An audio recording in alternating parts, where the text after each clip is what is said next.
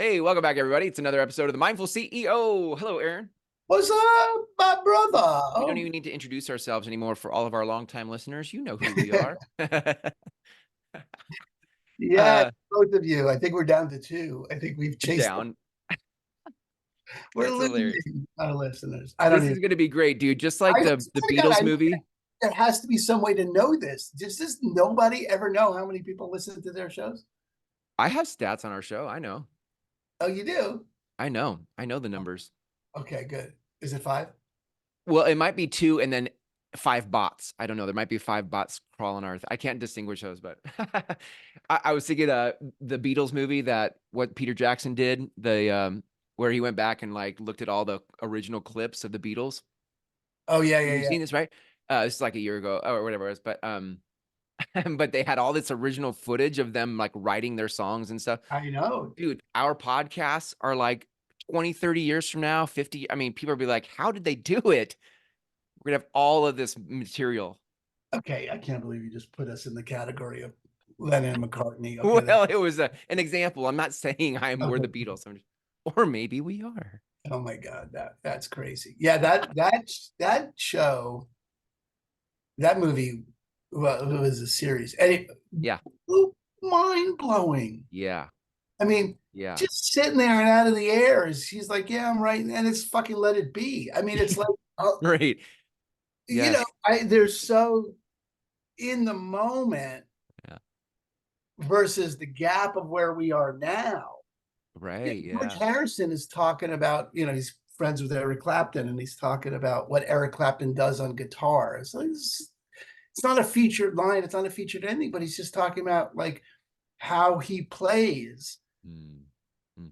Like, it's not, I mean, how Clapton plays is what we would think of as rock and roll today. How the Beatles play is sort of like old timey rock and roll, but Mm. Clapton's guitar solos, Mm. right, wasn't a thing for the Beatles. It didn't exist in that time frame, right? Mm. It was really only, because they had invented rock and roll, or whatever they did with rock and roll, if you don't want to call it inventing it, but Yeah. Yeah. whatever they did that led to these other things, that it just is so not there for them that they were actually reshaping reality. Yeah. Um, Mm. Mm. Very difficult for me to get my head around that we're reshaping reality, but okay. Well, But we'll see. The future will, whatever it is, we're gonna have some footage of us, mumbling our way forward through the things that the tunes and the melodies we feel in our heart to create. And I think it's probably, you said it, but it's probably a good segue to, the topic of the magic of slowing down. I mean, you were talking about how they were just present in the moment, writing a song, trying to strum away at whatever Let It Be is. There's a certain sense of like being with the music and what, just letting the strum lead you to the next thing. And I don't know, we're talking about the magic of slowing down today. So right. Yeah, it's good. It's actually a good connection because first of all, that's that whole thing, and I know we've used this reference before. We talk about mumbling. They yeah. were, mumbling through, Mm. right, those songs, and even was a part in there. I forget what it is, but it's George. It's a George Harrison song, and Lennon is singing it, and he mistakes the lyric in there. Mm. He misreads what George wrote, and he's like, and they're like, "Oh, that's better the way I said it." Like they just are Mm. dancing with Mm. the way it goes. I wish I could remember the song. Um, but that space of it is interesting, Chris, because there was clearly a luxuriousness of Mm. Mm. Mm-hmm. time that Mm-hmm. they felt, Mm. and there was a deadline. Mm. You know, they Yeah. they they did in fact, now there were all the trappings of Sure. their Yeah. already success where they could afford to do whatever the fuck they wanted and no one Yeah. could for them because they were already the Beatles. They weren't like this isn't Yeah. Yeah. they were really preparing for their last concert, unbeknownstly, but Huh. still. Um, but there was a deadline. There was like, okay, well, we're gonna have this show on this, we're gonna be doing it on this date. So Yeah. while they weren't Yeah. Mm-hmm. driven to do something other than what the music called for, their heart wanted. I don't know what Yeah. Yeah. I to get say it. about it. There was a container in which this expression Yeah. wasn't going to go on forever. There were edges. Yeah. Right. And Deadlines are good for me that way. Like when I think about the balancing of following intuition and being in flow mixed with me putting my own constraints on something, my own deadlines, my like throwing my hat over the wall and publicly announcing when something's going to launch, like that's actually good for me. It's good for me to have edges. As long as I don't get angsty about it and then lose the flow. yeah, it's interesting. So we're talking about magic of slowing down, right? Mm-hmm. And it, this is interesting, Chris, because we also were talking about the utility of mindfulness. Yeah. Um, I always find it funny to put utility into things. Yeah. Going a million directions. My brain is going a million directions. But you know, like that Ethan Hawke clip that I think we've talked about, where he talks about the utility of art. Like, what's the point?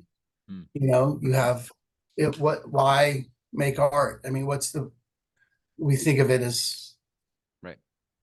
window dressing, quite literally, like wall dressing. Like it's just Right. there. Um, and Ethan Hawke has this interesting clip where he talks about, okay, well, let's look at that. Let's look and see if it's useful. Because here you are a construction worker, or you are a farmer, or you're doing someone who's produces something, and don't have time for the arts, and that's fabulous until your father dies, Mm, or you fall in love, mm, and you're looking for the words to say at a wedding, or you're looking for what to say at the funeral, and you turn to poetry, mm, mm.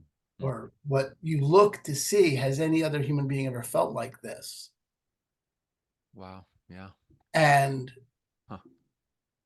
it's inauthentic, and Mm, he doesn't say it, but on one hand, I could say it's immoral to mm, pretend that the arts have or no purpose, mm, no utility. It's mm. bullshit to Yeah. think that the arts have no utility. Mm, So even something as amorphous and soft as the arts are, if a human being creates it, there's a utility to it, mm. because Yeah. we something. So the utility. So Mm, it gives you a little bit of freedom around the utility of mindfulness. Um, mm, but the utility. So mm. I lost the original thread before the Ethan Hawke part. What were we talking about? Well, Um, I don't know, Aaron. You're talking and it's making me think things. okay. I'm hearing like not only is there utility for others who are looking for the emotion that your art evokes, but there's utility for you in creating the art. Yeah. Like I think sometimes we miss the generative power of expressing yourself. Well, that's one of the big things I get out of being here every week Mm, mm, with you is I get stuff out of my head, mhm. and I get to see it. It's this Yeah. this for me is a creative hour. Yeah. You know, Yeah. I, Yep. it keeps things moving. You were talking about what's the purpose of the community, the mindfulness community, and for me, this is, if I was really going to put a label on it, if I didn't need it to be over utilitarian, because that's the other piece, is that Uh-huh. the deadline Yeah. utility Yeah. dominates, and it has to be all about the utility. It has to Uh-huh. be all about the deadline. It has to, which is on that end of the spectrum, like Abraham always says, it's a stick. There's two ends of every stick, Yeah. Right. right? Uh-huh. Yeah. So one end of the stick here is what's the purpose? Uh, What's the end result? When is this going to be done? Hurry the fuck up. Let's uh-huh. go. Yeah. And that is my default. That is the world my father trained me in. I grew up in, Mm, let's fucking go. And to a large extent, what Jeff would call the force field of business is on that end. mhm. Hustle culture's on that end. We Yeah. all Mhm. Yeah. That end is Yeah. glorified. As long as, that's in that, on that end of the stick is, Mm. I am so busy. And then as a badge, right? Yeah. Yeah. Right. Right. Um, And the other end of the stick, hit the other end of the stick for a second. the other end of the stick is interesting because is the other end of the stick, Ram Dass? Is the other end of the stick Sadhguru? Is the other end of the stick, you know, or is the other end of the stick? I trying to think if the other end of the stick is if there's an absurd expression of humanity that's the opposite of that end of the stick. Uh-huh. Meaning, Yeah. Yeah. Sure. Sure. or Utility the or other, production versus lotus pose and like sitting under a tree, like Siddhartha for however many days he sat under a tree. Like, but I think that's what we're talking about with slowing down. The other end of the stick is slow down. And sometimes when you slow down, you can't find the utility in that. You're like, why would I slow down? I have a right, deadline. But on the other side of the stick, there's magic in slowing down that you can't see until you slow down. right. I know when Abraham talks about the stick, one end is, one end of the stick is love, the other end is struggle. So there's, Yeah. or Yeah. whatever, right? There is an advantage. You're not looking for the middle ground. Hmm. The idea is not, okay, in the middle is where you want to be. The idea is there's an end of the stick that doesn't work. What's happening on this end? And on this end, there's some metaphors. You got to just let them go sometimes. But there's, Yeah. Right. there is this world of, Uh-huh. can you create the space Yeah. to slow down enough to hear what wants to happen Mm. Mm. as it speaks to you? And that for sure is a utility of mindfulness. That is definitely something that gets developed in mindfulness. And if we were going to talk about the utility of the community, Yeah. you could put it like, okay, it's an hour a week to just slow down enough to hear what wants to happen in whatever it is you're Yeah. building. Yeah. Um, Yeah. Can I add on that? Can I? yeah. Because and one way to slow down an hour a week is to go do a yoga class, because you'll slow down and you'll and the way the space we're hosting, curating is a space that is more like this. The flavor of this is asking the question and exploring your thoughts, challenging your thoughts. Like, how are we system one versus system two thinking? Like, the space you and I are holding is a great space for people who get bored by system one thoughts and system one masterminds. Like, they're bored of the production, like everything's so production oriented that it kind of is boring. But what you and I think what the reason why you and I enjoy hanging out so much, at least for me, is it stretches me, it challenges me, it invites me into things I haven't thought about yet. And there are people like us who appreciate that kind of space. Yeah, I like that because that's what happened pre-show when you sort of slapped me about why we're talking about the mastermind so much is because Chris challenged me around creating the mastermind, and my operating view of it was, oh, okay, here's what I fucked up, here's what I didn't do, here's what sort of the rote familiar path of taking responsibility, owning it. Okay, now all there is to do is to move on and let's go. And Chris challenged me on that, right? It was like, okay, you could do that, or that's one end of the stick. Yeah, that's right. And the other end of the stick. And so regardless of the community, for whatever it is that anyone listening is dealing with, this whole thing sort of came up because I was on a podcast yesterday and the person interviewing me was sharing about something that he had, wasn't doing what he knew to do. And anytime that you're not doing what you know to do, there's this, and certainly on in the end of the stick with the force field and the end of the stick with the hustle culture, there's getting down on yourself and beating yourself up. And I had asked him I thought rhetorically. I was asking what I thought was a rhetorical question. Yeah. which was, are you more effective when you're making yourself wrong, beating yourself up, or are you more effective when you're freed up, know yourself as a champion, know yourself Mm, as a result producer that is kicking ass, and you have a gap, mm. or are you more effective when you're, an asshole that didn't get the work done? And I think that's a rhetorical question, Yeah, right, right. but he didn't. He was Hmm, like, he really looked, and it really took me back, because I can remember a time where I was at least trapped enough in the force field to actually have, I could see that not being a rhetorical question. I could see that being mm, it being really valid, that the way mm, to move life forward was to beat yourself up enough mm, to get yourself to move, which is, frankly, as much as I'd like to think I'm enlightened and I'm not in that world anymore, that it really was a rhetorical question for me.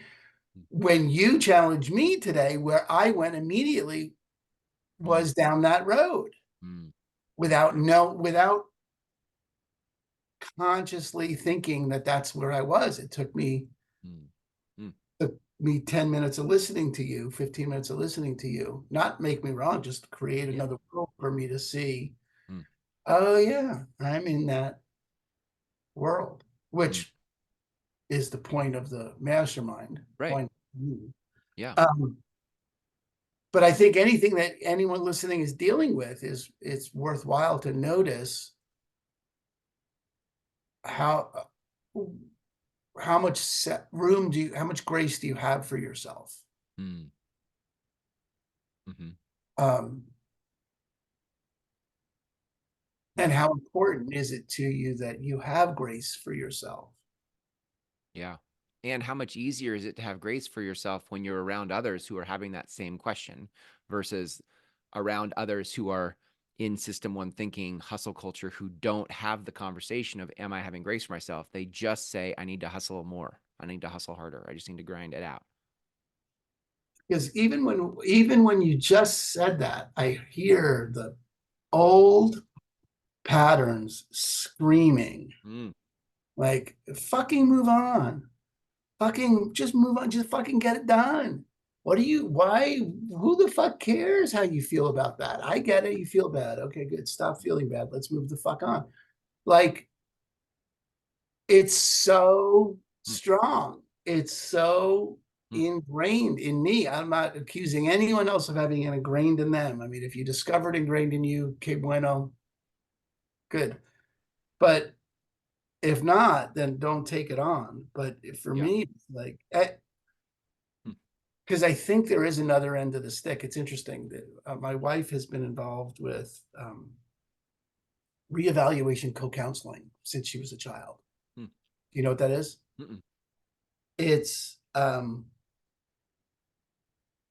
I don't know enough about it to speak about it really intelligently. So if anyone listening is involved in reevaluation co-counseling and I get this wrong, please don't yell at me. I'm telling you now, I don't know enough about it to speak about it perfectly accurately, but from what I know about it, it's immensely useful, immensely powerful technology or set of practices, mm, which amongst a lot of practices are basically all designed to give space mm, to someone. mm, The fundamental practice that my wife and I engage in to this day, we probably once a week on average, we will give each other time. mm, In other words, we'll take an hour and she'll have 20 minutes to just talk. I don't say anything, nothing. I don't recreate anything. I mm, don't acknowledge anything. I mean, if there's something that comes up, it's not that I'm prohibited, but the point isn't mm, to interact. The point is to be heard. mm, And then you switch. mm, And sometimes the stuff is, about me or about her when I'm talking, and it's pointed and but it's a chance to get it all said. mm, I'd put that on the soft end of the stick, right? Like the hustle culture's on the hard end of the stick, and then there's a soft skills, which is just talking to talk uh-huh. and listening to listen. but you create a container for it called, okay, it's 20 minutes and a timer goes off and whatever. Yeah. There's practices involved with it. That's a very high level overview of what it is. But she's been involved in that since she was a kid, and she has other people that give her time, and she gives them time, and that's just an opportunity to be heard.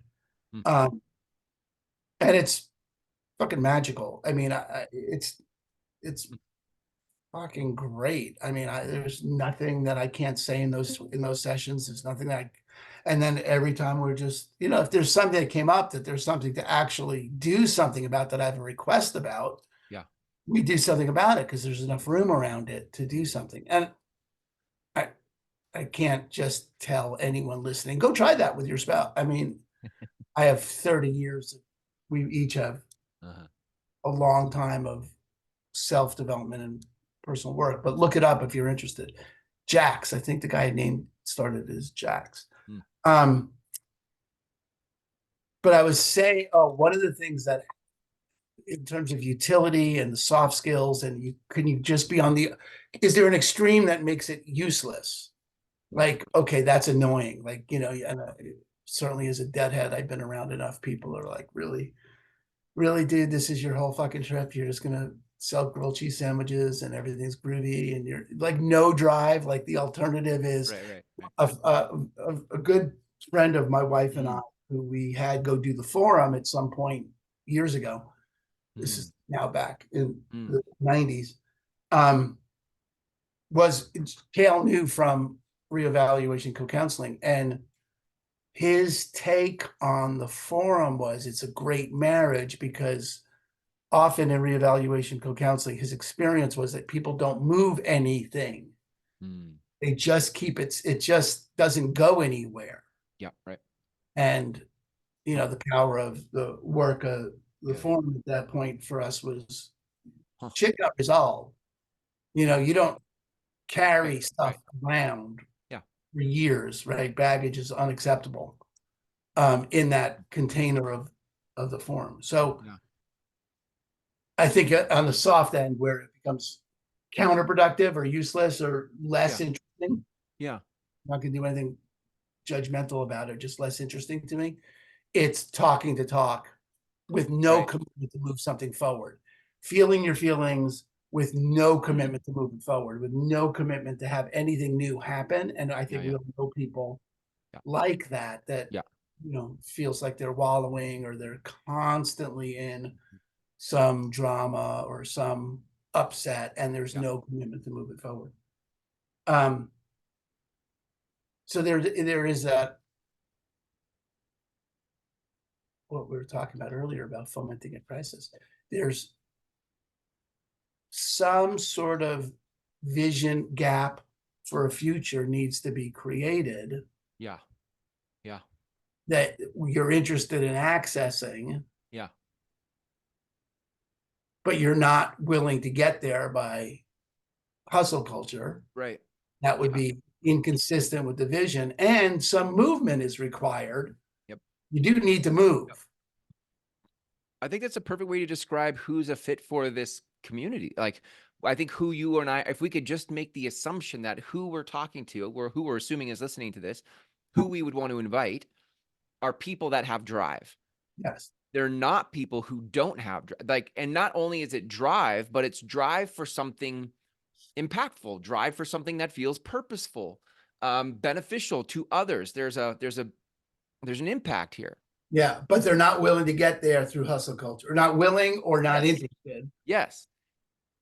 And benefit and could benefit from slowing down, that there's that they too, like you and me, are susceptible to system one thinking and the gravitational pull of the way things are. and when people like us who do things like this find ourselves in intellectually stimulating conversations that cause us to slow down and think in system two ways, a world opens up. Some magic starts to open up, and without the space, it's very hard. That's why I'm not saying we're the Beatles, but I am saying like what you and I have spent a lifetime doing is a lot in this space, like finding the edges of this kind of a space. I think we are damn good at what we do. And it's hard to find the space and someone who holds the space, because sometimes what can happen in mindfulness spaces is you can get to that space where it's like so far on that end of the stick that like, what are we doing? Yes. Can we do something? And you and I are all about like, let's do something, but let's not do it in hustle culture. Let's come back here and actually let's use some rigor in a soft, magical way for, Yeah, but it's yeah, good. And I think those moments of soft magical rigor, which is my favorite I love Beatles that. album, by the way. I love that. That's my favorite Beatles album, Soft Magical Rigor. Soft, magical rigor. Uh, is um, emergent, discoverable. It's not. You can't. I don't think we could call that shot before it happens, but you know when it's there. I think it's the kind of thing that Mm. shows up in an Yeah. inquiry, in a moment around a specific Mm. scenario, topic, human interaction. Something arises Yeah. that's useful in that the map is not the territory, the Tao that can be spoken is not the true Tao, that we can only point in that. You can only cottywomple your way over to it. And You're on fire right now. You just keep yeah, using those things. I keep letting go, man. Oh, you're in flow, man. Keep jamming. Um, Mhm. yeah. So but in the soup, some of that'll show up. Yeah. Yeah. And that'll be useful, that you can then tease out, Right. you know, Yeah. use in your day to day and come back, because we want to keep, because the moment, ready? The moment you pull the fruit, the moment you pull the flower from the ground, it's dead. So you want to nurture the plant. Mm. You want to keep that plant growing. Yeah. Yeah. I think that's why I keep coming back to these conversations with you, that you and I are connected. Yeah. Because this is a plant that keeps bearing fruit. Yeah. Right. And I want to keep watering the plant, which is having a partner that is willing to say things to me like, okay, you could do it that way, but what if you've just felt your feelings for a minute? Which I will do. Fuck you. Don't tell me my feelings are wrong. Let's get this done. Oh shit, I'm doing it again. Okay, here we go. Fuck. Yeah. That's hilarious. Yeah. Yeah, man. That's good. There's something to say, if I sort of like tied this off where we started. Like there is, like, if you had the opportunity to go have a jam session with the Beatles while they're writing Let It Be, to be in the space of others who are, You got to stop saying we're the Beatles. It's really bothering me. just, And can you just someone, if I own, was listening to a podcast and those motherfuckers were talking about being the Beatles, I Aaron? remember that I was reading an interview with Loverboy back when Loverboy was a thing, and he was saying they were going to be as big as the Beatles, and I was like, do you have any fucking idea what an idiot you sound like? Like someone, well, no. I mean, this is it needs to be said now that you said that, but we live in a culture full of pedestals, and everybody putting other people on pedestals as if we don't all put our pants on the same way. Like, the Beatles took a shit, I take a shit, you take a shit. Like, they are humans, and they had they tapped into something beautiful. Yes. But why is anyone else exempt from tapping into something beautiful, as if that type of beautiful magic is only available to the gods? We are all the gods. Okay. Yes. So yes, I hear you. Come back to a space where you could your ability to find the others. I guess my point is, like, and what I would want to say to our handful of listeners is, for me, I think the secret is starting to find the people who share a space, like people who, in this case, have drive and want to use that drive for the benefit of the planet, and also want to slow down to find some magic, so that we're not just constantly pulled in the gravitational pull of system one thinking. Like,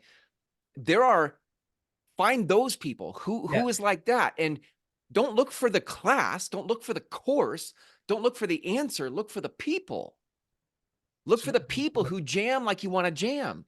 Yes. don't look for the Yes. so anyway, and that's what we're offering. That's what we're creating. All right, good. And then just to jump on the Beatles thing for a second, okay, just to go back on that bandwagon, because Yes. look, the Beatles didn't know anything about them becoming the Beatles. They didn't even know they were the fucking Beatles when they were in that movie. That was the thing that was so blew me away. They don't even know who they are in this Yes. moment. I mean, Yes. they know they're the Right. Beatles and sold Yes. out everything and but they didn't know 30 years from then Let It Be was going to be Let It Be. It was just this Right. thing on the piano that he was like, yeah, what's this sound like? I mean, it was like, are you fucking kidding me? Yeah. Right. Yeah. And then you get like the next thought in there is Nirvana. When Nevermind came out, there were writers that compared Nevermind to the Beatles. Okay, the album Nevermind to the and all my friends at the time were in punk rock bands or that sound band, that popular sound. They were great and everyone was great, and they couldn't get, and they were at that time in that age group, and it's just really standard as anyone who's had kids, that whole thing was so full of derision, and everything was a competition. But I think that's part of the age. It's part of like being a kid. I remember being a kid, Grateful Dead versus Rolling Stones, or this versus Pearl Jam. And they were like, this isn't like the Beatles. How do you compare anything to the Beatles? And when I listened to Nevermind, I was like, well, here's how you compare this to the Beatles, because it is. I mean, first of all, songwriting, lyrically, melody, and the way it changes the genre in a very particular way. This really is. It's not is like an is like you could argue. Yeah. Right? You could have that argument, and it's not out of the blue. Saying we're the Beatles out of the blue. That argument about Nirvana, but at the same time, what there is to acknowledge is Nirvana had no idea they were Nirvana. Right. Yes. I mean, Dave Grohl was a drummer. Yeah. Right. He didn't know he was Foo Fighters. Right. Right. He wasn't like, oh yeah, I'm going to go on to be one of the lead guitar player and singer and songwriter of one of the greatest rock bands of the next 20 years. He was this 18-year-old drummer in a punk rock band. And shit turns out the way it turns out. And part of this community, and part of what you and I are doing, and why I'm not, I bristle against saying we're the Beatles, because there's a level of arrogance that I can't contend with, which that I can't contend with. Is fucking wild, because I'm as arrogant as they come. But there is a willingness to be the Beatles. There's a willingness to like, all right, look, we're a rock band. Yeah, man. We're a rock band. This is how it goes. It's funny. I was just more tangents. God, this episode feels like it has just a million goddamn tangents. Jason Kelsey retired yesterday. And right. And he was telling a story about him and Travis being kids and playing in the street and having won the Super Bowl many, many, many, many, many times in the street as kids. And that's the way it goes. Now, does everyone get to win the Super Bowl? Nope. But everyone who wins the Super Bowl pretended to win the Super Bowl as a kid. Is everyone the Beatles? Nope. Is everyone Nirvana? Nope. But everyone who starts a punk rock band, everyone who winds up being Nirvana started as the Beatles. Everyone who wound up as Foo Fighters started as Nirvana. You start, and there's that world that's possible for any of us. Anyone can cook, right? Like Ratatouille, right? Like, oh man, did we go places? Dude, wow, man. Wow. If we mind map this fucker, this would be all over the place. From the Beatles to Nirvana to the Kelsey brothers to Ratatouille to Ethan Hawke. The timestamps on this episode are going to that was like a Jackson Pollock painting right there. It was good. We haven't mentioned Mel Robbins yet, but okay, fine. That's so good. But I love it, man. I so appreciate the space you hold and the conversations we have. I think a world when more of us are engaged in conversations like this, new possibilities are possible. Yeah. Something else is possible. And I think that's people like us are looking for that. Great. I think if we just send this particular episode to anyone who's pretending to be interested or has a question about it, they can get through Right. this episode and this sounds interesting, then then it's for you. And if you can't get through this episode or it's not interesting, it's definitely not for you. Yeah. This is as close to what we wanted to capture as we could get. So yeah, I love that. All right, friend. Those of you listening, if you want to learn more about the community, the Mindful CEO Mastermind, go to themindfulceo.com. themindfulceo.com/invite actually gets you to the application page. Fill that out and we'll follow up with next steps. Thanks, Aaron. Peace. peace.